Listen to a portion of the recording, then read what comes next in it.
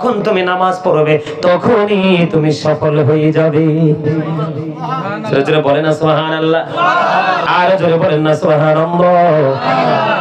এই সমস্যা আমার দিকে তাকান। তোমরা তো নামাজ পড়ো যুবক, কিন্তু তোমরা পায়জামা পাঞ্জাবি রেখে তোমরা জিন্স প্যান্ট পরে মসজিদে যাও, আছে না নাই? জিন্স প্যান্ট পরে মসজিদে যাওয়ার লোক আছে না নাই? আরো জোরে কথা বলেন না কেন? পাঞ্জাবি পরো না, টুপি পরো না, যেটা অসভ্য পোশাক সেইটা পরো। কথা বলেন না কেন? জিন্স প্যান্ট সভ্য পোশাক না অসভ্য পোশাক? কথা বলেন না কেন?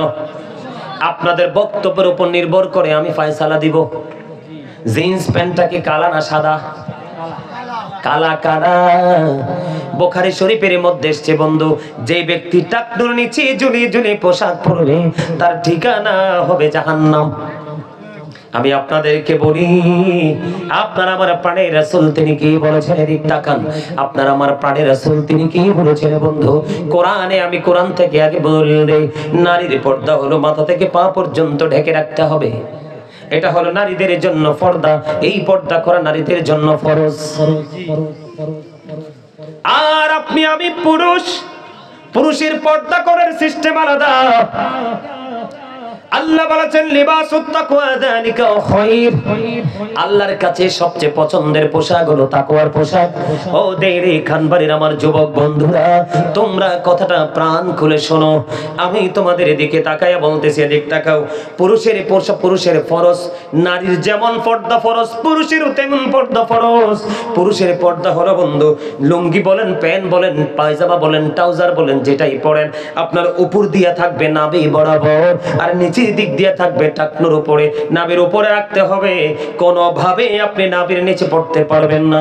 উপর দিয়ে রাখতে হবে নাভি বরাবর, আর নিচের দিক দিয়ে রাখতে হবে টাকনুর উপরে। এই কন্ডিশনে পোশাক পরা বন্ধু ফরজ। এইভাবে যদি আপনি পোশাক পরতে পারেন তাহলে জাহান্নাম থেকে আপনি বাঁচবেন। আল্লাহর নবী মসজিদে অবস্থান করতেছে, হঠাৎ করে এক ব্যক্তি এসে নামাজের নিয়ত করে ফেললো। নবীজি বললেন তুমি ওযু করে আসো। তিনি বন্ধু ওযু করতে গেলেন, ওযু শেষ করে এসে তিনি আবার নামাজের নিয়ত বাঁধলেন। নবীজি আবার বললেন তুমি ওযু করে আসো। আবার তিনি ওযু যখন নামাজের নিয়ত করলেন, আমার নবীজি বললেন তুমি ওযু করে আসো। এক এক করে তিনবার বলল। তৃতীয় পার্সন আমার রাসূলকে প্রশ্ন করলেন, ইয়া রাসূলুল্লাহ, ইয়া হাবিবাল্লাহ, নবী গো, বারবার তাকে বলতেছেন ওযু করে আসার জন্য, কেন গো নবী? আমার নবীজি বললেন, সেই যেই পোশাক পরে নামাজে দাঁড়িয়েছে ওই পোশাক পরে কিয়ামত পর্যন্ত নামাজ পড়তে পারবে, আল্লাহর দরবারে সেই নামাজ কবুল হবে না। কারণ নামাজের আগে তার পোশাকের সৌন্দর্য আগে দেখতে হবে। কারণ পোশাকের একটা মাপকাঠি আছে, শরীয়তের সৌন্দর্য আছে বন্ধু। তুমি নামাজ পড়তে পারবা, আমি যেই ওয়াজ করেছি তোমার এই পোশাকটা পরা মনে রাখতে হবে ফরজ। এটা সুন্নত না নফল না যে তুমি উড়িয়ে দিবে।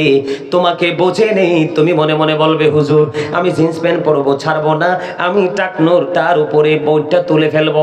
মেনে নিলাম তুমি টাকনুর উপরে তুমি বোটে প্যান্টটা তুলে ফেলবে, কিন্তু তুমি উপর দিয়া নাভি বরাবর কেমন করে আনবা? এটা হাজার চেষ্টা করলেও নাভির কাছে আসে না। কথা বলেন না কেন? কারণ এই পোশাকটার জন্মই হয়েছে ছোট্ট হয়ে। বল হুজুর আবিষ্কার করলো কে? আবিষ্কার করেছে বেঈমান কাফেরেরা। আমার আল্লাহ কোরআনে বলেছে ইন্নাল কাফিরিনা কানু লাকুম আদুওয়াম মুবিনা। আবার আল্লাহ বলেছেন the heretics are the eternal enemy of the universe. ঈমানদারদের প্রকাশ্য শত্রু হলো বেঈমান কাফেরেরা। যেমনি ভাবে জিন্স প্যান্ট আবিষ্কার করে তোমার পুরুষের পর্দা বিনষ্ট করে দিয়েছে, তেমনি ভাবে নারীদের পাতলা জামা পাতলা শাড়ি তৈরি করে নারীদের পর্দা ভেঙে দিয়েছে, ঠিক কিনা বলেন? এখনকার নারীরা যখন জামার সাথে ওড়নার সাথে যখন ওড়না মাথায় দেয় তখন মনে হয় যেন ফেলুন জাল মাথায় দিছে। কথা কয় না কেন? আমরা তিনটা বাঁশ দিয়ে একটা জাল বানাইতাম, মাছ ধরছি অনেক। এটাকে আমরা কুমিল্লায় আমরা ফেলুন জাল কই, মনে হয় যেন জাল মাথায় দিছে। আল্লাহ রাসূল বলেছেন যেই পুরুষ, আমার দিকে তাকান, যেই পুরুষ পোশাক পরার পরেও তার লজ্জাস্থান দেখা যায় সেই পুরুষ হলো ল্যাংটা পুরুষ। যেই নারী পোশাক পরার পরেও তার অঙ্গ দেখা যায় সেই নারী হলো উলঙ্গিনী নারী। আমার কথা নয়, হাদিস শরীফের কথা বন্ধু। তাহলে নারী যেমন বিপদে, পুরুষও তেমন বিপদে। গায়ের জোরে কিছু করো না, তুমি দুনিয়ার যা খুশি তাই করো, কিন্তু আলেমদের সাথে যোগ্য আলেম হতে হবে, দক্ষ আলেম হতে হবে। তাদের সাথে প্রেমের ডুরি লাগাইয়া তুমি তোমার রাস্তাটাকে সঠিকভাবে পরিচালনা করো, তাহলে তুমি ধন্য হয়ে যাবে, অন্যথায় তুমি হবে নগণ্য। আমার কথা কি বুঝতে পারছেন? খারাপ লাগছে? জিন্স প্যান্টটা পরা যাবে? ও যুবক, তোমাদের কি পরে প্যান্টটা পরো না। ওই দিন দেখি একটা জানেননি প্যান্ট পরছে, পুরো হাঁটুটা দেখা যায়, পুরো হাঁটুটা দেখা যায়, প্যান্টটা ছিঁড়া। আমি ছেলেটাকে বললাম, তুমি আমাকে বলো, তুমি কি দোকানদার কি ছিঁড়া টাকা দিয়েছ? বলে হুজুর আপনি কি বললেন, ছিঁড়া টাকা তো অচল। যদি টাকা ছিঁড়া অচল হয়, তোমার ছিঁড়া প্যান্টটাও তো অচল হওয়ার কথা ছিল। কথা বলেন না কেন? ছিঁড়া টাকা যদি বাংলাদেশের মুসলমানের কাছে অচল হয়, তাহলে ইহুদিদের এই ডিজিটাল পোশাক, অসভ্য পোশাকটা তুমি ইমানদার হিসাবে তোমার কাছে অচল হওয়ার কথা ছিল। যেহেতু তুমি অচল বলে ঘোষণা দিতে পারো না, তোমার ইমানে গলদ আছে। কথা বলেন না কেন? আরো জোরে বলেন না। আমি আপনাদেরকে একটা এক্সাম্পল দেই। হযরত আবু বকর সিদ্দিক রাদিয়াল্লাহু তাআলা আনহু ইসলামের জন্য সব সম্পত্তি খরচ করে দিল। খরচ করতে করতে করতে করতে বন্ধু একেবারে দুস্থ হয়ে গেল। বন্ধু, তিনি যখন দুস্থ হয়ে গেল, একদিন হঠাৎ করে আযান দিয়ে দিল। কিন্তু হযরত আবু বকর আজকে নামাজে যেতে পারে না। কেন যেতে পারে না? তোনার পোশাক পর্যন্ত নাই। নামাজ পড়তে হলে শরীয়তের শর্ত মেনে পোশাক পরতে হবে। আবু বকরের শরীরে পোশাক নাই, ছোট্ট একটা জামা উনি পরে রেখেছে বন্ধু। এবার তিনি কি করলেন, ওই ছোট্ট জামার সাথে বালিশের গিলাপ ছেড়ে তিনি জোড়া লাগাইলেন। জোড়া লাগাইতে গিয়ে তিনি খেজুর কাটাকে সুই বানালেন, খেজুর পাতাকে সুতা বানালেন। তিনি খেজুর কাটা এবং পাতা দিয়ে জামাটাকে লম্বা করে করে বানালেন। লম্বা করে নামাজ পড়ে যাইতে দেরি হয়েছে কিনা বলেন? যখন দেরি হয়ে গেল, আমার নবীজি মসজিদের গেটে যাইতে দেরি, ডাক দিয়ে বললেন, রে আবু বকর, আমি থাকা অবস্থায় তোমাদের এই অবস্থা, আমি চলে গেলে না জানি কি অবস্থা হবে। আবু বকর ডেকে ডেকে বললেন, ইয়া রাসূলুল্লাহ, আমি ইচ্ছে করে এমনটি করিনি গো নবী। এবার নবীজি নামাজ শেষ করে ফেললেন। নামাজ শেষ করার পরে এবার নবীজি যখন মসজিদের গেটে বাইর হয়ে যাবে, কদম বাড়িয়ে দিলেন। এবার চাইয়ে দেখলেন জিবরাইল আলাইহিস সালাম খেজুর পাতার পোশাক পরে আমার নবীর সামনে। জোরে জোরে কন্যা সুবহানাল্লাহ। এবার আমার নবীজি একটা ডাক দিয়ে বললেন, রে জিবরাইল, আপনি যখন আমার কাছে আসেন অত্যন্ত সুন্দর সুন্দর জান্নাতি ড্রেস থাকে, কিন্তু আজকে কেন খেজুর পাতার পোশাক?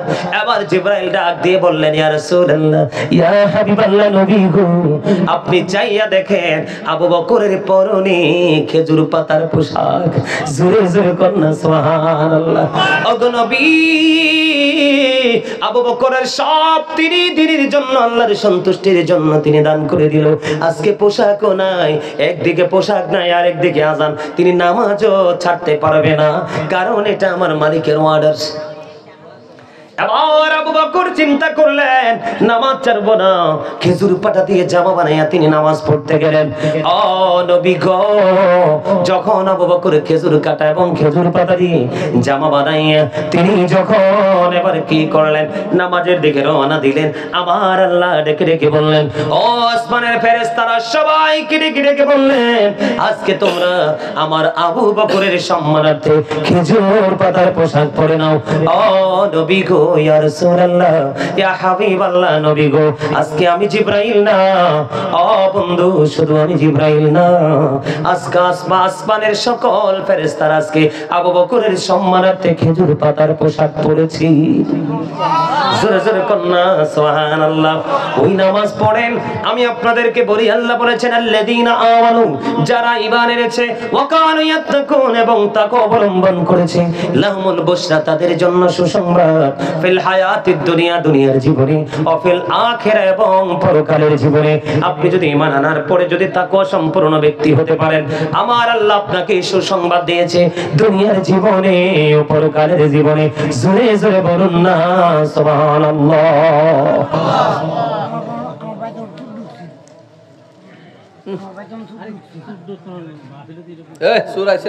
আলহামদুলিল্লাহ বলেন, আর জোরে বলেন আলহামদুলিল্লাহ। তাহলে আমাদের কি করতে হবে? 5 ওয়াক্ত নামাজ সঠিকভাবে পড়তে হবে। যদি আমরা সঠিকভাবে 5 ওয়াক্ত নামাজ পড়তে পারি তাহলেই আমাদের পক্ষে সফলতা সম্ভব, ঠিক কিনা বলেন? আরো জোরে বলেন। ফরজ নামাজের পাশাপাশি সুন্নত নামাজ পড়বেন তো? পড়বেন তো? নফল নামাজ পড়বেন তো? টুপি দিয়ে পড়বেন না টুপি ছাড়া? গেঞ্জি পরে না পাঞ্জাবি পরে?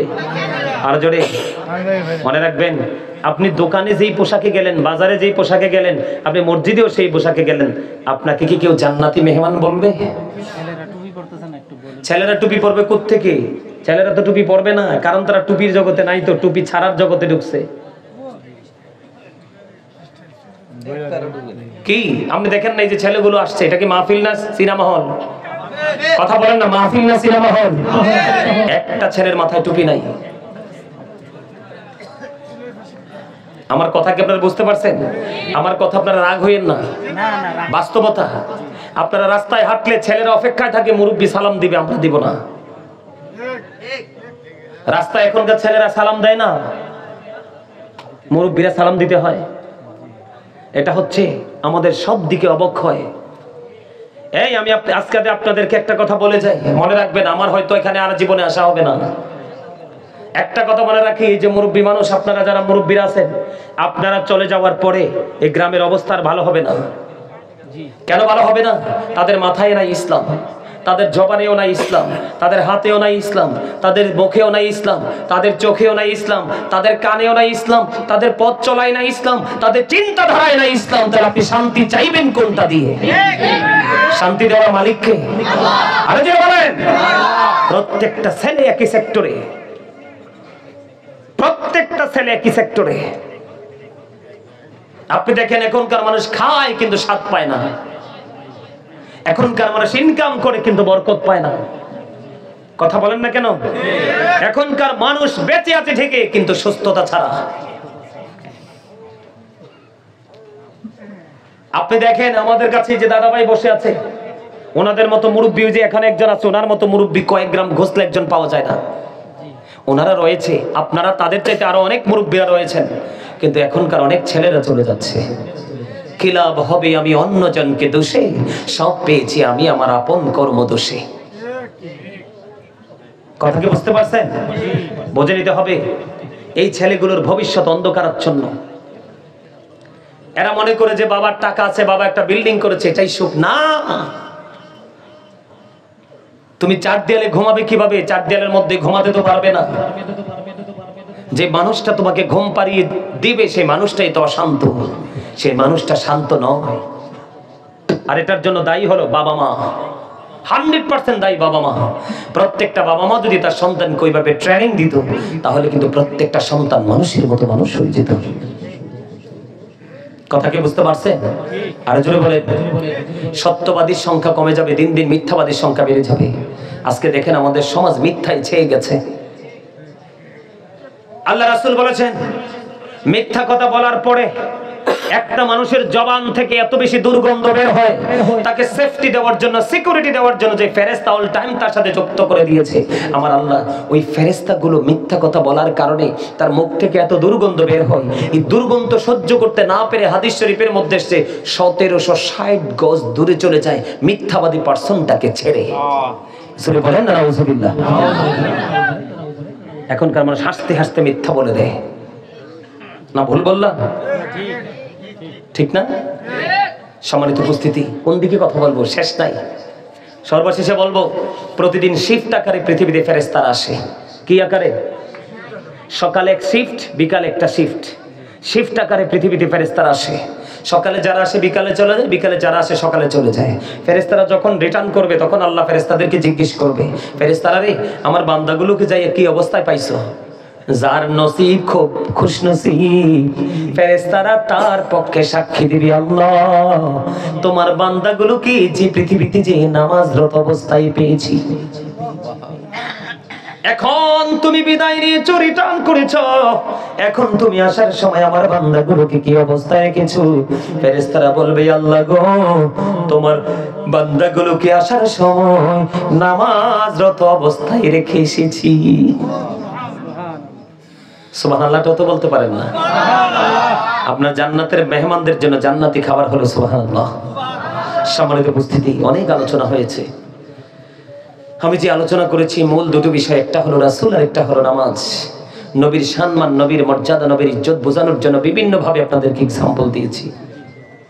আপনারা রাসূলকে হৃদয় থেকে বেশি ভালোবাসবেন, ধন সম্পদ সন্তান সন্ততি সবকিছুর চাইতে বেশি ভালোবাসবেন, তাহলে আপনি ইমানদার হবেন। হযরত ওমর বললেন, নবী গো, আমি আমার জীবন ছাড়া সবকিছুর চাইতে আপনাকে বেশি ভালোবাসি। নবী কই, তুমি এখনো ইমানদার হও নাই। যখন পরে বলেন, ইয়া রাসূলুল্লাহ, আমি আপনাকে আমার জীবনের চাইতে বেশি ভালোবাসি, নবীজি বললেন, তুমি এতক্ষণ ইমানদার হইছো। আরো জোরে বলেন, এতক্ষণে তুমি কি হইছো? ঠিক আমরা আমাদের যা ধান সম্পদ সন্তান সন্ততি সবকিছুর চাইতে রাসূলকে বেশি ভালোবাসবো, আমরা ইমানদার হতে পারবো। আর সেই ঈমান নিয়ে আমরা সর্বপ্রথম আমাদের কাজ হলো, দ্বিতীয় স্তরের কাজ হলো নামাজ।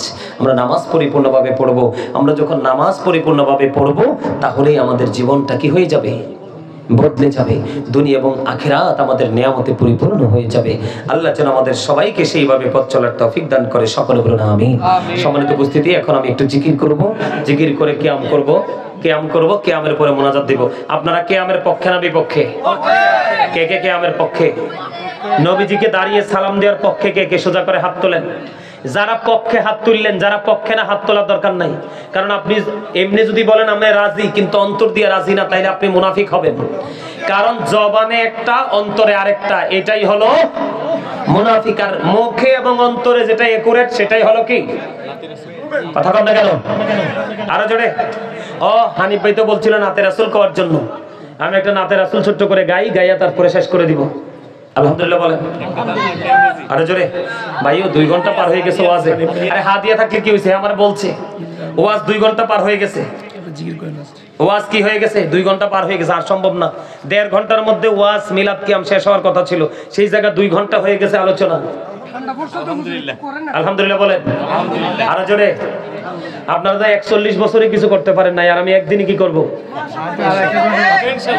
41 বছরে কিছু করতে পারেন না, 41 বছরে। এই মেয়ে দিক তাকান। আগামী বছর যদি মাহফিল করেন, আমি একটা কথা বলে যাই, তাবারুক বন্ধ করে দিবেন। আগামী বছর যদি মাহফিল করেন, বিরিয়ানি বন্ধ করে দিবেন। প্রয়োজনে ওই যিনি শুয়ে আছে এখানে, যার নামে মাহফিল করাইছেন আপনারা, ওনার নামে প্রয়োজনে এতিম অনাথদেরকে ডেকে পরের দিন সকালে বিরিয়ানি খাওয়াই দিবেন।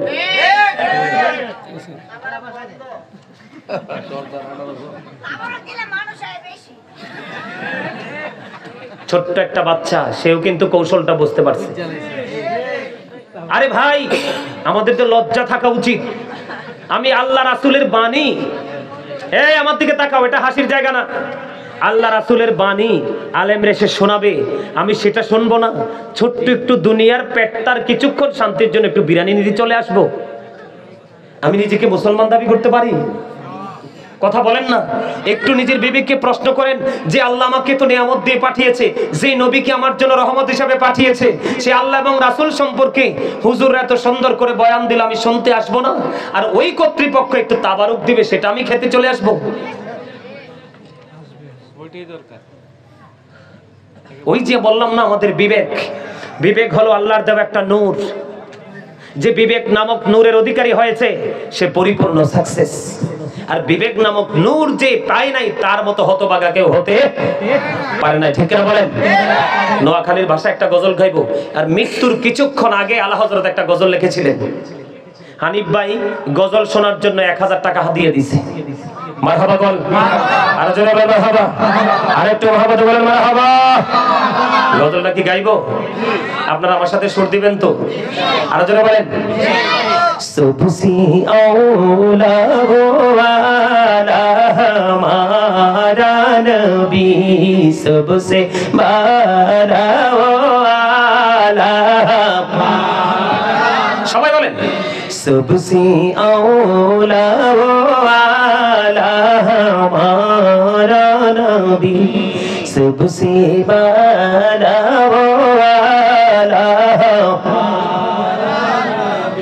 अपने मौला का प्यारा हमारा नबी, अपने मौला का प्यारा हमारा नबी, दोनों आलम का दुल्हा हमारा नबी, सबसे मौला वाला हमारा नबी सबसे बड़ा वाला अपनी मौला का प्यारा हमारा नबी अपनी मौला का प्यारा हमारा नबी दोनों आलम का दुल्हा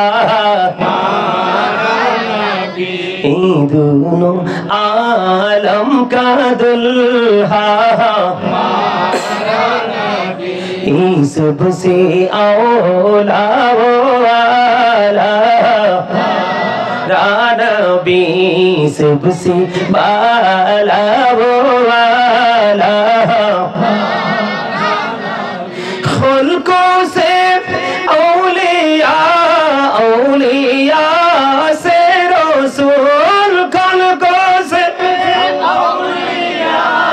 औलिया से रसूल व रसूलों से आला मारा नबी सबसे औला वाला नबी सबसे बाला वाला मारा नबी मरहबा আর যারা বলেন মারহাবা ভালো লাগছে না আর রয়েছে তো আরে আরো বড় বহুত রয়েছে সবটা গাওয়া যাইতো না সবটা গাওয়া যাইতো না সবটা গাওয়া যাইতো না আরেকটা নোয়াখালীর ভাষা গাইবো নোয়াখালীর ভাষা বুঝেননি নোয়াখালীর ভাষাটা একটু বাঁকা জি বাঁকা বাঁকা হ্যাঁ জি শুনবেন আর যারা বলেন আচ্ছা হেইয়া গামো মানে ওমর ফারুক ভাই দিয়েছেন 500 টাকা হাদিয়া মারহাবা বলেন মারহাবা আরো জোরে মারহাবা আপনাদের এখানে তুমি প্রেমে নাই কি গমু গছল আমি একজন রাইটার আমার সিনাই ইসলামী সঙ্গীত গজল হামদাদের অভাব নাই কিন্তু আপনারা তো মৃত মানুষ কে মানুষ মৃত মানুষ বলতে আপনার দেহটাকে বলছি না আপনার দেহ ঠিক আছে খানা দানা লাগে ঠিক আছে দেখতে বডি দেখতে বোঝা যায় খাওয়া দাওয়া দুনিয়ার খাওয়া দাওয়া ঠিক আছে কিন্তু রুহের খাওয়া দাওয়া চলে না নাই নাই নাই আছে যেটা আছে এটা তো রুহের না ঠিক কিনা বলেন ঠিক আরে জোরে আরে একটু মহাপতে আরে ভাই আপনারা হাসতেও তো পারেন না হার্ট অ্যাটাক করে মরবেন তো আল্লাহ রাসূল বলেছে এই সুস্থ থাকার জন্য হাসির কোনো বিকল্প নেই হাসি খুশি জীবন মানুষকে স্বাভাবিক অবস্থায় রাখে কোন অবস্থায় রাখে এজন্য হাসবেন ফ্রিলি কথা বলবেন বিজ্ঞানীদের বিজ্ঞানী অঙ্গ নবীজি এমন দয়াল নবী আর হাইবানি এমন দয়াল নবী খুঁজা হাইবানি বিজ্ঞানীদের বিজ্ঞানী অঙ্গ নবীজি বলেন বিজ্ঞানীদের বিজ্ঞানী অঙ্গ নবীজি এমন দয়াল নবী আর হাইবানি এমন দয়াল নবী খুঁজা হাইবানি বিজ্ঞানীদের বিজ্ঞানী অঙ্গ নবীজি বিজ্ঞানীরা রকেট যোগে চাঁদের দেশে যায় অঙ্গ নবী রকেট ছাড়া মেরাজ শরীফ যায় ঠিক বলেন ঠিকটা ভালো করে বলতে পারেন না আমার নবীকে রকেটে গেছে ঘোড়াকে সাওয়ার হয়েছে যেটা পৃথিবীর মানুষের দেখার সক্ষমতা বিজ্ঞানীরা রকেট যোগে চাঁদের দেশে যায় অঙ্গ নবী রকেট ছাড়া মেরাজ শরীফ যায় আরে ওই যুগে কি রকেট বিমানে ঘুরছিল নি বলো ওই যুগে কি রকেট বিমানে ঘুরছিল নি বিজ্ঞানীদের বিজ্ঞানী অঙ্গ নবীজি বলেন বিজ্ঞানীদের বিজ্ঞানী অঙ্গ নবীজি এমন দয়াল নবী আর হাইবানি এমন দয়াল নবী খুঁজা হাইবানি বিজ্ঞানীদের বিজ্ঞানী অঙ্গ নবীজি আগের যুগের মানুষের সূক্ষ্ম হইতো অঙ্গ নবীর কাছে এলে ভালো হয়ে যাইতো আগের যুগের মানুষের সূক্ষ্ম হইতো অঙ্গ নবীর কাছে এলে ভালো হয়ে যাইতো আরে সেই বালাকি এই যুগেতে করতে হারবানি বলো সেই বালাকি এই যুগেতে করতে হারবানি বিজ্ঞানীদের বিজ্ঞানী অঙ্গ নবীজি আবু বকর সিদ্দিকের সাপে কামড়াইছে অঙ্গ নবীর থুতু দি ভালো হয়ে গেছে ঠিক করে না আবু বকর সিদ্দিকের সাপে কামড়াইছে, আঙ্গ নবীর থুতু দিবালা হয়ে গেছে। আরে সেই যুগে কি ও যাবত এগুলো ছিল নি, বলো সেই যুগে কি ও যাবত এগুলো ছিল নি। বিজ্ঞানীদের বিজ্ঞানী আঙ্গ নবীজি, এমন দয়াল নবী আর হাইবানি, এমন দয়াল নবী খুঁজা হাইবানি। বিজ্ঞানীদের বিজ্ঞানী আঙ্গ নবীজি। মারহাবা বলেন না, আর জোরে বলেন না মারহাবা।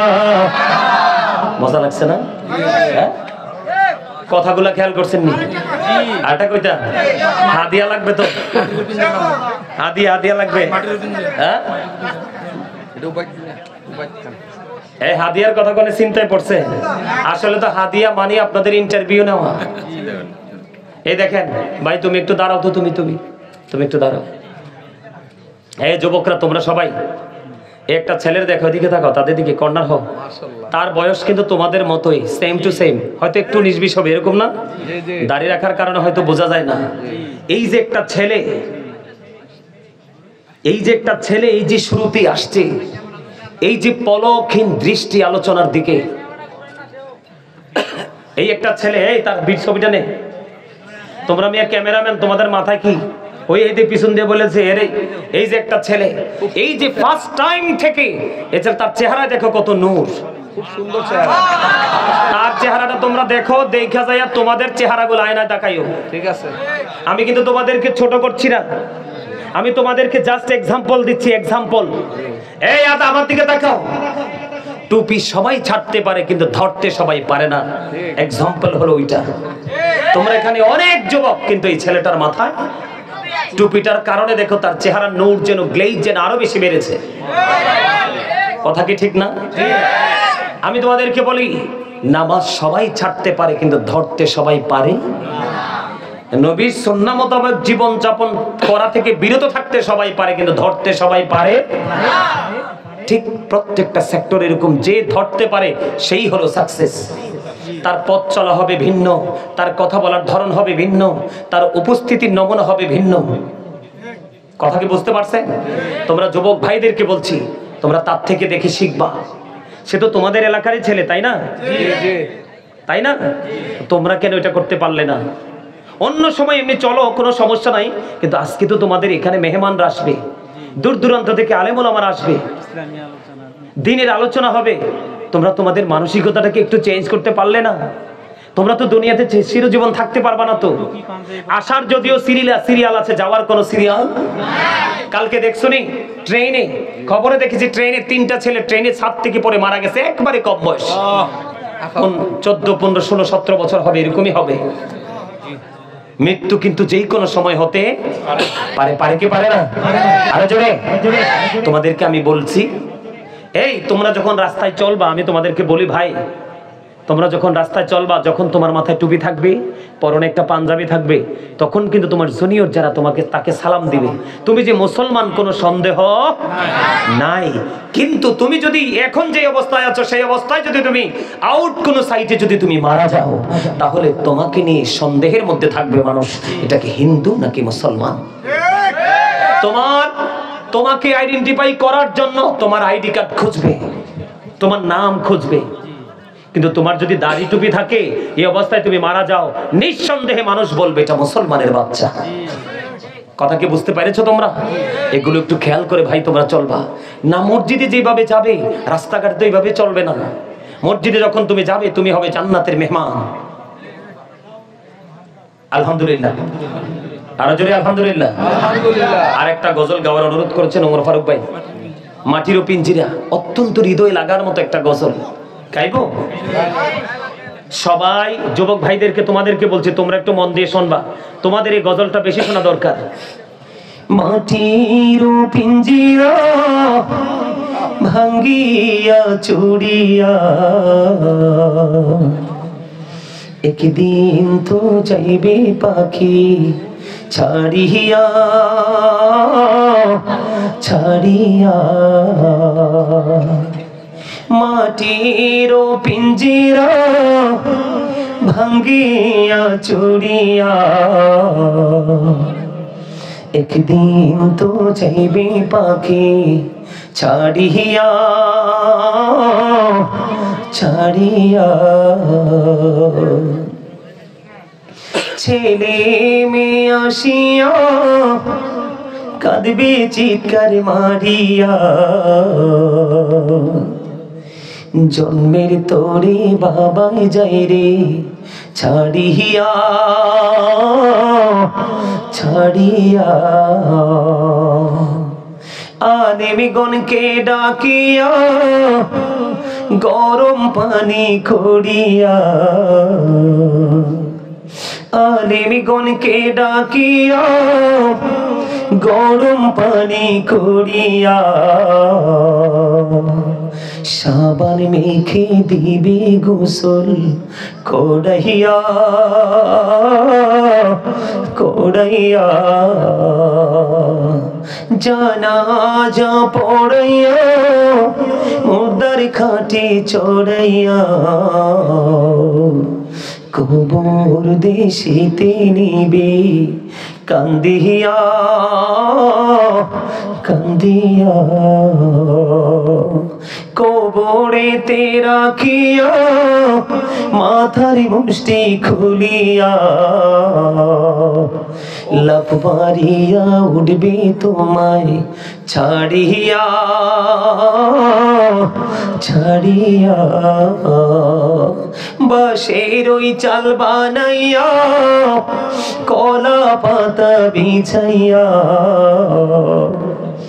দুই পা দিয়া মাটি দিবে পাড়াইয়া পাড়াইয়া বাস বাগানে রাখিয়া সবাই যাবে চলিয়া বাসবা পুকুর পাড়ে রাখিয়া সবাই যাবে চলিয়া যার যার ঘরে রইবে সবাই ঘুমাইয়া ঘুমাইয়া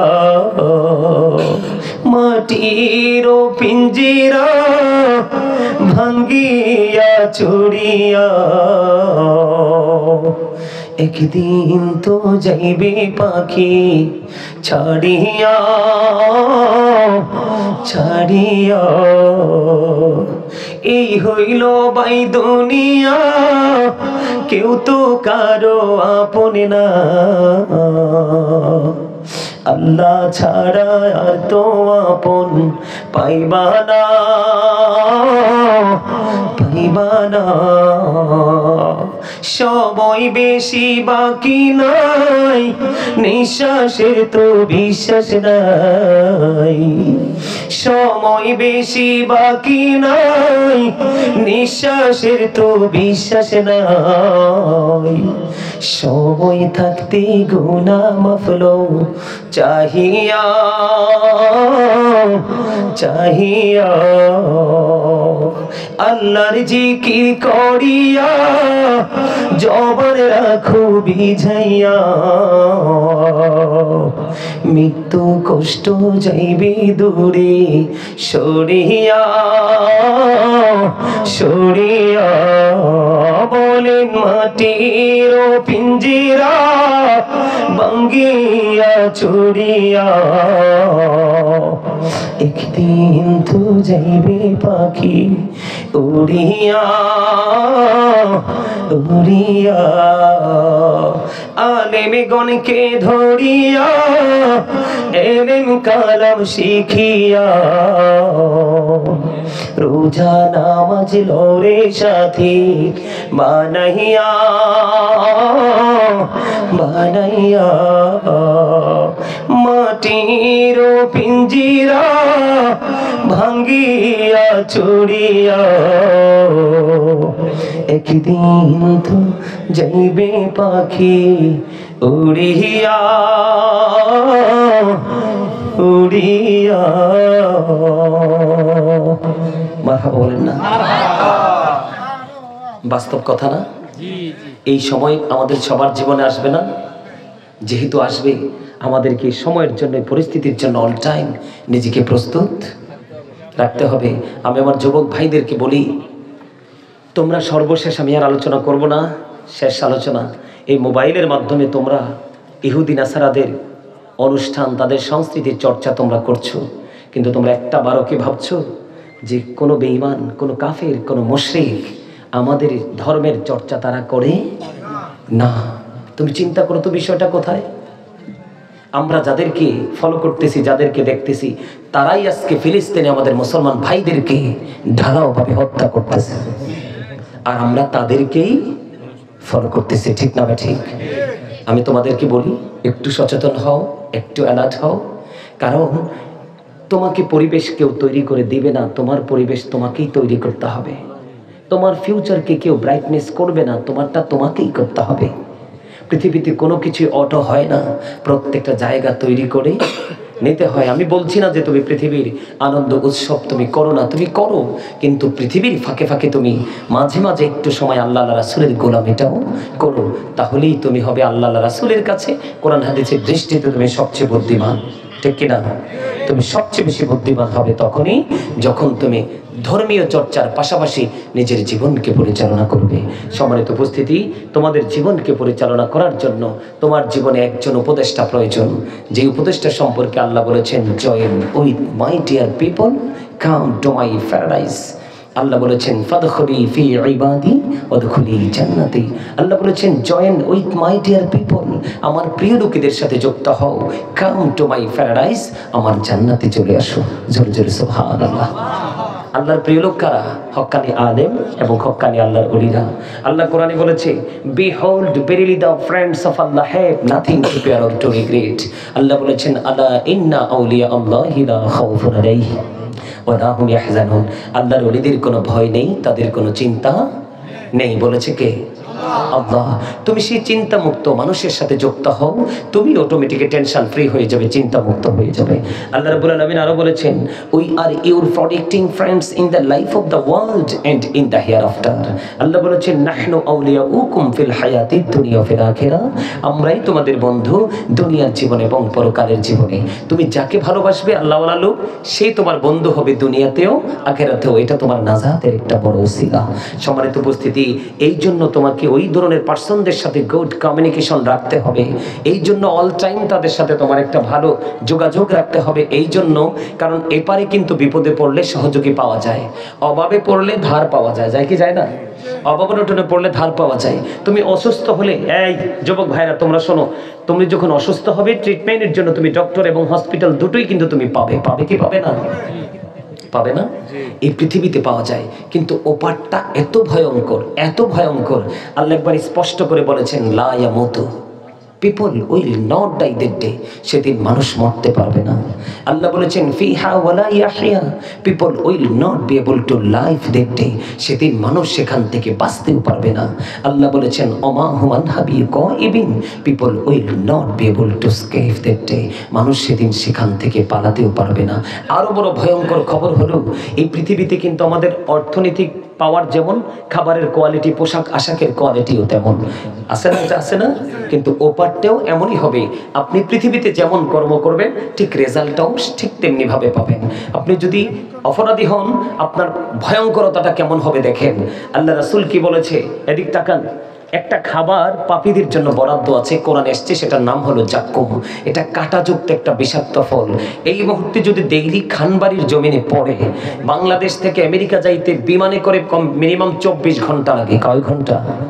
24 ঘন্টা। এই ডেইলির জমিনে যদি একটা ফোঁটা জাক্কুম পড়ে, তাৎক্ষণিকভাবে আমেরিকার মাটি পর্যন্ত বিষাক্ত হয়ে যাবে, গোটা পৃথিবীর মাটি বিষাক্ত হয়ে যাবে। এই কিয়ামত পর্যন্ত পৃথিবীতে আর কোনো শস্য জন্ম হবে না। অপরাধী পাপী যারা, তাদের জন্য জাক্কুম নামক বিষাক্ত খাবারটা বরাদ্দ। কিন্তু খেতে হবে, মাস্ট বি, তাকে খেতে হবে। বাঁচারও সুযোগ নাই, মরার সুযোগ নাই, পালাবারও সুযোগ নাই। এরপরে হাদিস শরীফের মধ্যে এসছে আরেকটা খাবার বরাদ্দ আছে, যেটার নাম হলো তিনাতুল খাবাল। ইয়া রাসূলুল্লাহ, এই খাবারটা কি? নবীজি বললেন, আরেকটা জাহান্নামের নিংড়ানো রক্ত, পুজ অথবা ঘাম। এই খাবারটা কিন্তু পাপীদেরকে কন্টিনিউ খেতে হবে। এখনকার আমাদের ছেলে মেয়েরা কিন্তু আইসক্রিম পছন্দ করে, করে কি করে না? তারা যখন একটু হতাশ হয়ে যায়, একটু টায়ার্ড ফিল করে, একটু হট হয়ে যায়, গরম হয়ে যায়, শরীরটা ভালো লাগে না, তখন তারা পানিতেও তৃষ্ণা মেটে না, আইসক্রিম খুঁজে। খুঁজে কি খুঁজে না? টাকাটা যার আছে সে আইসক্রিমটা নিতে পারে, যার নাইতে সে নিতে পারে না। ঠিক তেমনি ভাবে কাল হাসরের ময়দানে যাদের ভালো আমল থাকবে তারা নিয়ামত পাবে, আর যারা আমল করতে পারবে না তারা নিয়ামত পাবে না। পানির যখন তৃষ্ণা লাগবে, আল্লাহ রাসূল বলেছেন এত উত্তপ্ত গরম পানি তাদের মাথা দিয়ে ঢেলে দেওয়া হবে। মাথায় ঢালতে দেরি পেটের মধ্যে ঢুকবে, পেটটার মধ্যে ঢুকতে দেরি 2 রানের মধ্যখান দিয়ে লিকুইড হয়ে এটা বের হতে থাকবে, চিৎকার করতে থাকবে, হাহাকার করতে থাকবে।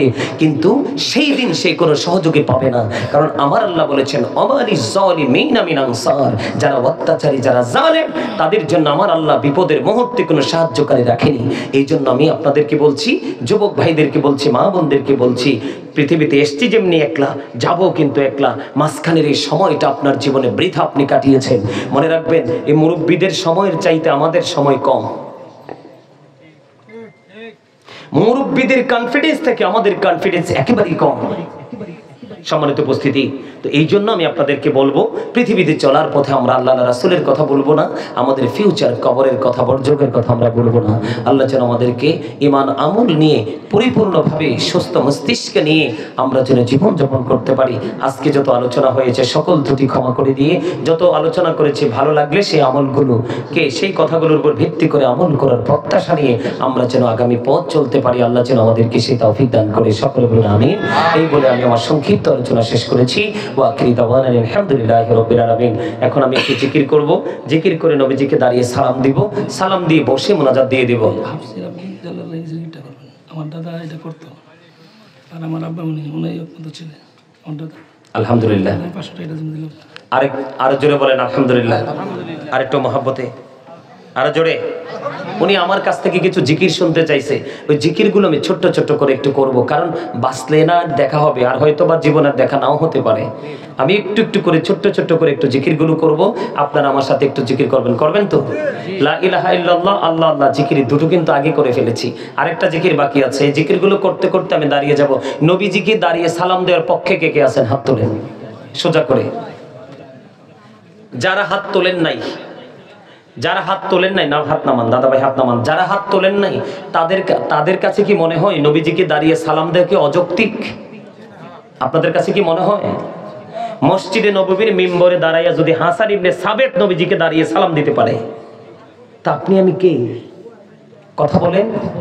আপনি কি মনে করছেন আমাদের মেম্বার, চেয়ারম্যান, এসপি, ডিসি আসতে দিয়ে আমরা দাঁড়াই? তখন কিন্তু আমাদের কোনো সমস্যা হয় না। রাসূলের ক্ষেত্রেই সমস্যা, ঠিক কিনা বলেন? যুবক ভাইরা বলো, এটা কি আমি বলছি?